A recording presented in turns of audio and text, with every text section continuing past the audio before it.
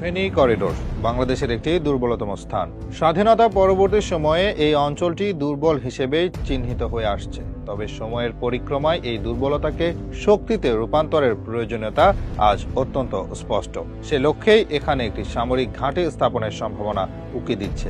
এই পদক্ষেপ নেওয়া হলে কোনো শত্রুর পক্ষেই এই গুরুত্বপূর্ণ অঞ্চলে হামলা করার দুঃসাহস দেখানো সহজ হবে না। আজকের ভিডিওতে আমরা এই ফেনী করিডোরের গুরুত্ব গভীরভাবে উপলব্ধি করার চেষ্টা করব। একটি সামরিক ঘাঁটি স্থাপিত হলে এটি কিভাবে আমাদের নিরাপত্তা ব্যবস্থাকে আরো শক্তিশালী করতে পারে সেই বিষয়টি বিস্তারিতভাবে জানাবো। তাই ফেনীর কৌশলগত তাৎপর্য এবং সামরিক ঘাঁটির প্রয়োজনীয়তা সম্পর্কে বিস্তারিত জানতে আমাদের সাথে থাকুন এবং পুরো ভিডিওটি মনোযোগ সহকারে দেখুন। ভারতের শিলিগুড়ি করিডোর, যা চিকেন নেক নামে পরিচিত, কৌশলগতভাবে অত্যন্ত গুরুত্বপূর্ণ একটি সরু ভূখণ্ড। এটি ভারতের মূল ভূখণ্ডকে দেশটির উত্তর পূর্বাঞ্চলীয় রাজ্যগুলোর সাথে সংযুক্ত করেছে। এই করিডোরটি এতটাই সংকীর্ণ যে কোনো কারণে এটি শত্রুদের দ্বারা আক্রান্ত হলে ভারতের উত্তর পূর্বাঞ্চল বিচ্ছিন্ন হয়ে যাওয়ার আশঙ্কা থাকে। ঠিক একইভাবে ফেনী জেলা বাংলাদেশের জন্য একটি দুর্বল এবং কৌশলগতভাবে ঝুঁকিপূর্ণ এলাকা। এটিকে বাংলাদেশের চিকেন নেকের সাথে তুলনা করা হয়। ফেনী জেলার ভৌগোলিক অবস্থান এমন যে এটি চট্টগ্রাম বিভাগের সাথে দেশের অন্যান্য অংশের সংযোগ স্থাপনকারী একটি গুরুত্বপূর্ণ পথ। যদি কোনো কারণে এই ফেনী অঞ্চল শত্রুদের দ্বারা আক্রান্ত হয়, তবে চট্টগ্রাম বাংলাদেশের মূল ভূখণ্ড থেকে বিচ্ছিন্ন হয়ে যেতে পারে। এর ফলে বাংলাদেশের একটি গুরুত্বপূর্ণ বাণিজ্যিক কেন্দ্র এবং সমুদ্র বন্দর কার্যত দেশের অন্যান্য অংশ থেকে বিচ্ছিন্ন হয়ে পড়বে, যা দেশের অর্থনীতি ও নিরাপত্তার জন্য একটি বড় হুমকি সৃষ্টি করবে। চট্টগ্রাম যদি বাংলাদেশ থেকে বিচ্ছিন্ন হয়ে যায়, তবে এর ফলাফল হবে গভীর ও বহুমাত্রিক সংকট, যা দেশের অর্থনীতি, নিরাপত্তা, ভূ রাজনীতি, সংস্কৃতি এবং সার্বভৌমত্বের উপর মারাত্মক নেতিবাচক প্রভাব ফেলবে। উল্লেখ্য, ভারতীয় গণমাধ্যম এবং দেশটির কিছু রাজনৈতিক নেতা মাঝে মধ্যেই বাংলাদেশের চট্টগ্রাম দখল করে নেওয়ার মতো উদ্বেগজনক হুমকি দিয়ে থাকেন। এ ধরনের মন্তব্য ফেনীর কৌশলগত দুর্বলতাকে আরো বেশি প্রাসঙ্গিক করে তোলে। যদি সত্যি এমন কোনো আগ্রাসী পদক্ষেপ নেওয়া হয়, তবে ফেনী অঞ্চলটি প্রথম ঝুঁকিতে পড়বে এবং চট্টগ্রাম বিচ্ছিন্ন হওয়ার সম্ভাবনা তৈরি হবে।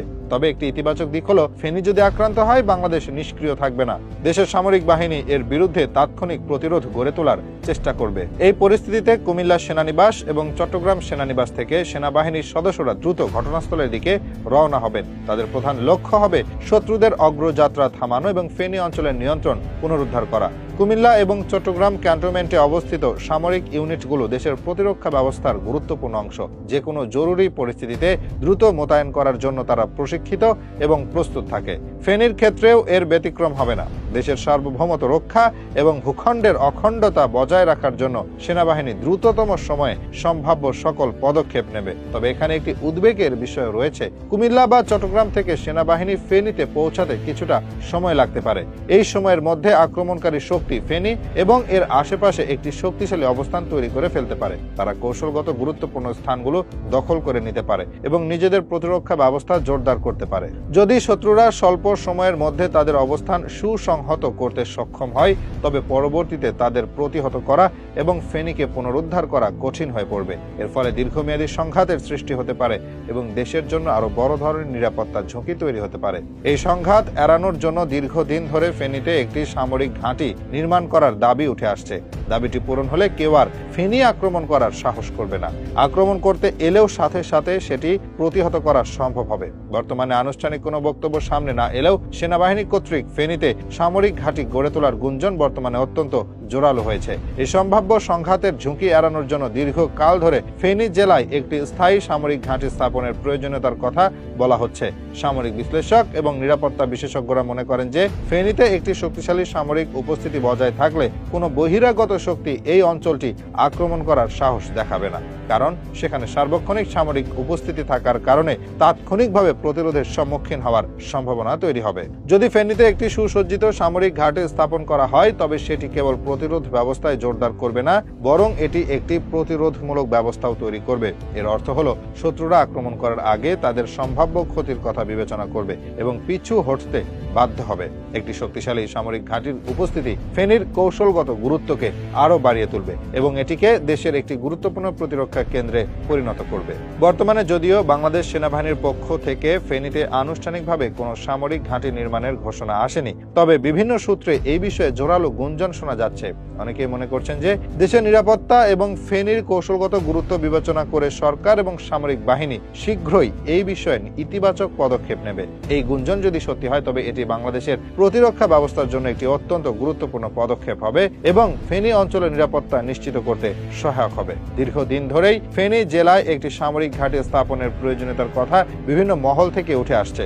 তবে বর্তমানে ভারত ও পাকিস্তানের মধ্যে চলমান উত্তেজনাকর পরিস্থিতি এবং যুদ্ধের আশঙ্কার প্রেক্ষাপটে ফেনী অঞ্চলের নিরাপত্তা নিশ্চিত করার গুরুত্ব আরো বহু গুণ বেড়ে গেছে। এই দুটি দেশের মধ্যকার সংঘাতের যে কোনো অপ্রত্যাশিত প্রভাব বাংলাদেশেও পড়তে পারে, বিশেষ করে সীমান্ত সংলগ্ন এলাকাগুলোতে। বর্তমান ভূ রাজনৈতিক প্রেক্ষাপট, বিশেষ করে ভারত ও পাকিস্তানের মধ্যে চলমান উত্তেজনাকর পরিস্থিতি বাংলাদেশকে তার নিজস্ব প্রতিরক্ষা ব্যবস্থা জোরদার করার প্রয়োজনীয়তা সম্পর্কে সচেতন করে তুলেছে।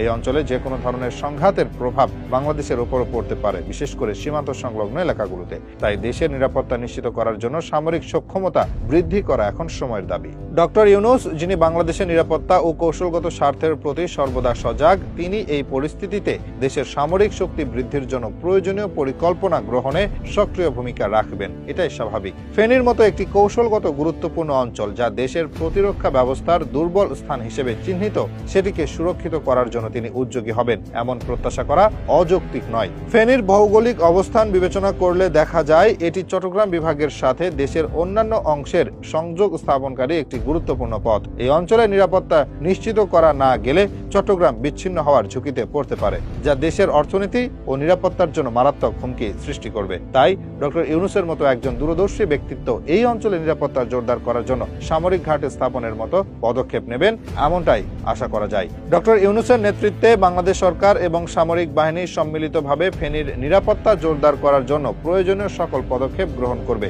এর মধ্যে সামরিক ঘাঁটি স্থাপন, প্রতিরক্ষা ব্যবস্থা উন্নত করা এবং যে কোনো বহিরাগত হুমকির বিরুদ্ধে প্রতিরোধ গড়ে তোলার পরিকল্পনা অন্তর্ভুক্ত থাকতে পারে। এই উদ্যোগ দেশের সার্বভৌমত্ব রক্ষা এবং আঞ্চলিক স্থিতিশীলতা বজায় রাখার জন্য অত্যন্ত গুরুত্বপূর্ণ ভূমিকা পালন করবে।